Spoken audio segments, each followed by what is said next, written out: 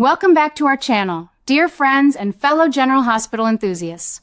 Today is a wonderfully bright and beautiful day to dive deep into the tangled webs and rich histories of Port Charles. As someone who has followed the trials and tribulations of Port Charles for decades, I find myself incredibly captivated by the recent revelations surrounding Cassius Faison, the man we all came to know as the fake Nathan West.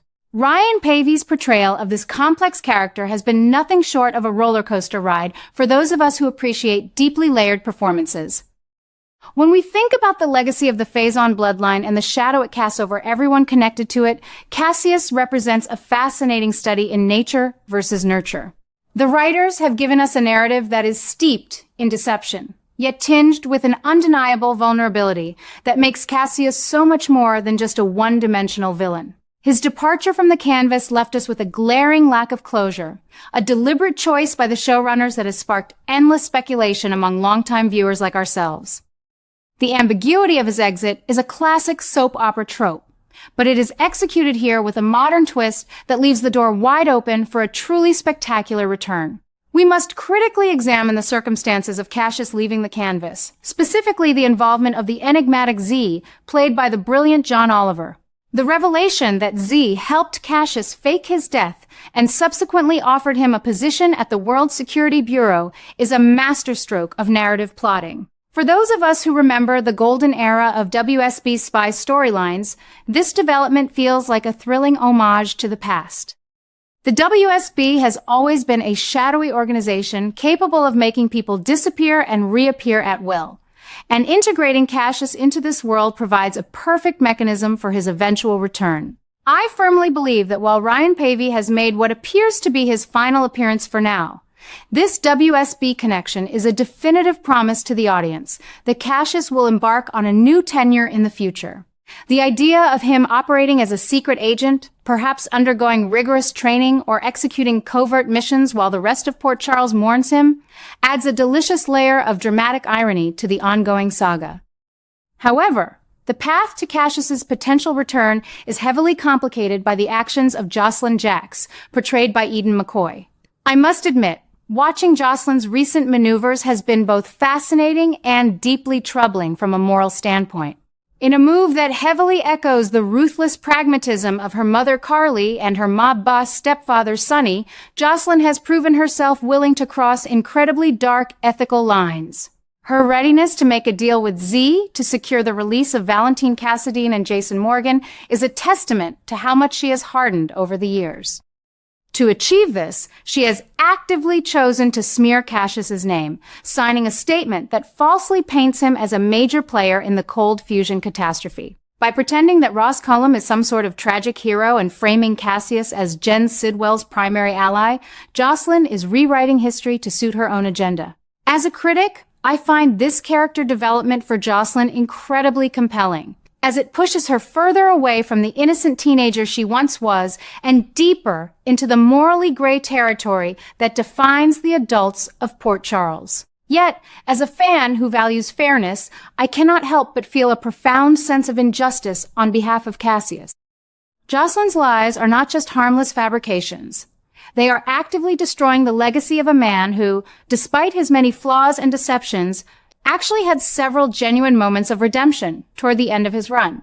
Cassius is being utilized as a convenient scapegoat, a sacrificial lamb slaughtered on the altar of Jason and Valentine's freedom.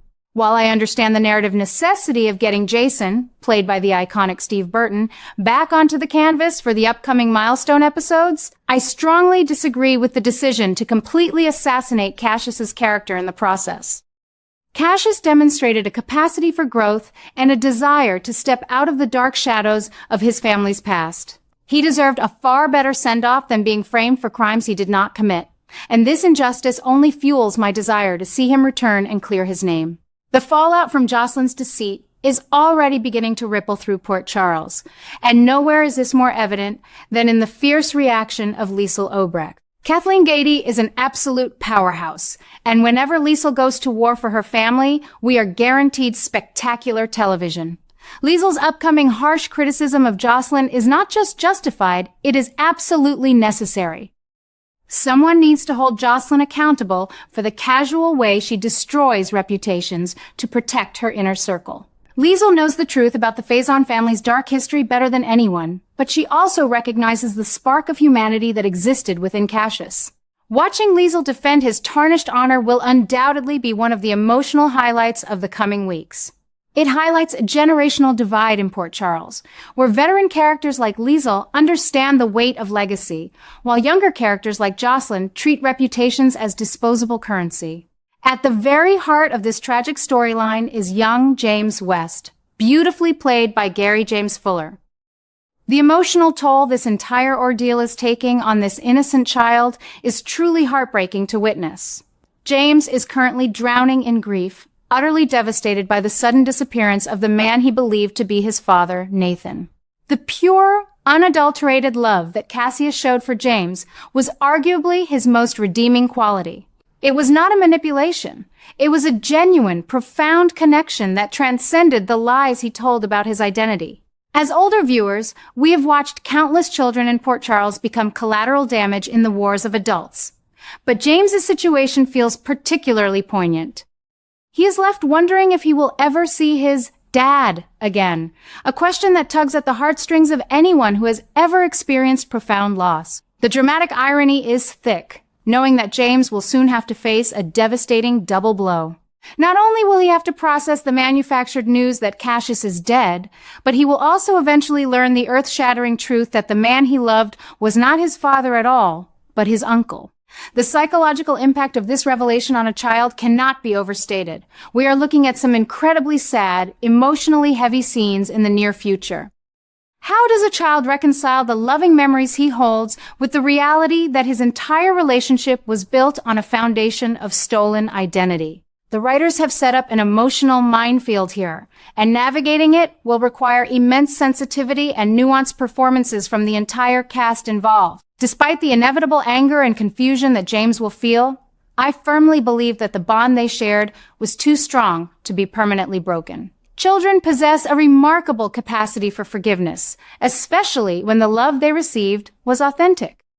If and when Cassius makes his triumphant return to Port Charles, the road to reconciliation with James will be long and arduous, but it is a journey I am eager to watch unfold. Cassius can still play a vital father figure role in James's life, even if he is stripped of the biological title. In many ways, choosing to step up and be a guiding light for his nephew without the disguise of being Nathan would be the ultimate completion of Cassius's redemption arc. It would prove that his love was never about the deception, but about the boy himself. Of course, a triumphant return for Cassius and a reconciliation with James naturally leads us to question the romantic future of this deeply complex character. If Cassius is to rebuild his life in Port Charles, he will undoubtedly need a romantic partner to anchor him to the community. The most fascinating, albeit controversial, option would be to explore a genuine connection with Maxie Jones. We all know the profound history Maxie shares with the real Nathan, and the idea of her finding love with his twin brother is a classic soap opera dynamic that has fueled storylines for decades. Maxie's heart is incredibly expansive, and seeing the special, unbreakable bond between Cassius and her son James could very well be the catalyst that breaks down her defenses. She might find herself inexplicably drawn to the familiar yet distinctly different man who loves her son as his own. However, this tantalizing romantic possibility brings us to a massive, looming complication that is currently sending shockwaves through the General Hospital fan community. The harsh reality of the television industry is that actors move on, and there's a very real possibility that Ryan Pavey may choose not to return to the grueling schedule of daytime television. Even more concerning are the persistent rumors regarding Kirsten Storms' future as Maxie Jones. If neither Pavey nor Storms returns, the showrunners will be forced into a corner, having to potentially recast both Cassius and Maxie simultaneously. As longtime viewers, we know all too well that recasting a legacy character is always a massive gamble. Recasting two heavily intertwined characters at the exact same time is a recipe for absolute chaos. The prospect of a double recast is, quite frankly, an explosive issue that could alienate a significant portion of the dedicated audience. Maxie Jones has been played by Kirsten Storms for so long that her face, her mannerisms, and her unique vocal inflections are deeply ingrained in the DNA of the show. To ask the audience, especially those of us who have watched her grow up on screen, to suddenly accept a new actress in the role while simultaneously introducing a new actor as Cassius might be asking too much. The chemistry between characters is a fragile, organic thing that cannot simply be manufactured by putting two new attractive people in a room together. It requires history, shared experiences, and a mutual understanding of the characters' past traumas. This impending recast dilemma proves that General Hospital is currently sitting on a powder keg of new troubles. The sheer magnitude of this potential shakeup is causing a new explosion of anxiety and debate among the fan base. How do you maintain the emotional continuity of James's grief and his eventual reconciliation with Cassius if the faces of both his mother and his uncle are entirely different? It risks turning a deeply personal, emotionally resonant family drama into something that feels disjointed and unfamiliar. As a critic, I must warn that the showrunners need to tread incredibly carefully here. While I desperately want to see the Cassius storyline resolved and for James to find peace, executing this narrative with a completely new set of actors could severely dilute the emotional impact we have all been waiting for.